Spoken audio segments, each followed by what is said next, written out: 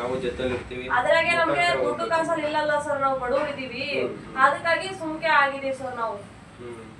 ಇವಾಗ ನಾವು ಇದು ಮಾಡ್ತಾ ಇದ್ರೆ ಲಾಯರ್ಗೆ ಅದು ಇಕ್ಕಿದ್ರೆ ದೊಡ್ಡ ದೊಡ್ಡ ದುಡ್ಡು ಬೇಕಾಗ್ತದೆ, ದುಡ್ಡಿಲ್ಲ ಏನು ಇಲ್ಲ, ಹೆಣ್ಮಗಳು ಏನ್ ಮಾಡ್ಬೇಕು ಅಂತ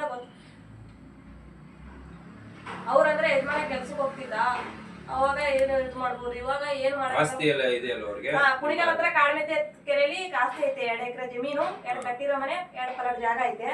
ಇಲ್ಲಿ ಚೆನ್ನನಹಳ್ಳಿಲಿ ಕಟ್ಟಿರೋ ಮನೆ 2 ಐತೆ, ಫುಲ್ಲ ಪಲಟ್ ಜಾಗ ಐತೆ. ಕಾಲೋನಿದಾಗ ಮನಿ ಬಂದಿತ್ತಂತೆ, ನಮ್ಮ ಯಜಮಾನ ಹೇಳ್ತಿದ್ದ ಮಾರ್ಕೊಂಡ್ ತಿಂದಾನೆ, ಎಲ್ಲಾನು ಮಾಡವ, ನಮ್ಮ ಅಣ್ಣನೇ ಎಲ್ಲಾನು ಮಾಡವಂದ್ರೆ.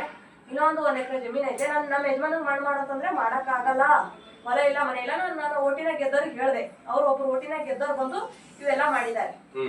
ರಾಮಣ್ಣ ಅಂಕಲ್ ಅಂತ ಇದ್ದಾರೆ, ಅವ್ರು ಬಂದ್ಬಿಟ್ಟು ಎಲ್ಲ ಇದು ಮಾಡಿಸಿ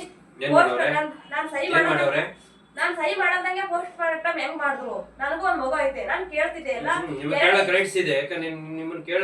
ನಾನ್ ಅದೇ ಅಂತ ಇರೋದು. ಇವಾಗೂ ರಾಮಣ್ಣ ಅಂಕಲ್ ಫೋನ್ ಮಾಡಿ ಅದೇ ಹೇಳ್ತಾ ಇರೋದು, ನಾನು ನನಗೆ ಹೆಂಗ್ ಮೋಸ ಮಾಡಿದೀರಾ, ಮೋಸ ಮಾಡ್ದಂಗೆ ನನ್ಗೆ ಬದುಕಕ್ ಜೀವನ ಬೇಕಲ್ವಾ ಅಂಕಲ್. ಅದಕ್ಕೆ ಇವಾಗ ನನ್ನ ಅಣ್ಣ ಇದೀನಿ, ತಮ್ಮ ಇದೀನಿ ಅಂದ್ರೆ ನಾನ್ ಕೇಳಿಸ್ತಿರ್ಲಿಲ್ಲ. ನನಗೆ ಏನಾರ ಒಂದ್ ಜೀವನ ಬೇಕು, ಈಗ ಇರಕ್ ಮನೇನೂ ಬೇಕು, ನನ್ ಜೀವನ ಮಾಡಕ್ ಇದನ್ನು ಬೇಕು. ಸ್ವಂತ ಮನೆ ಐತೆ ಸರ್. ಈಗ ಸರ್ ಮಾಡ್ಬಿಟ್ಟು 5 ನಿಮಿಷ ಹೇಳ ಇರ್ಲಿಲ್ಲ ಸರ್, ಇವ್ರೆಲ್ಲ ಬಂದಿದ್ರು.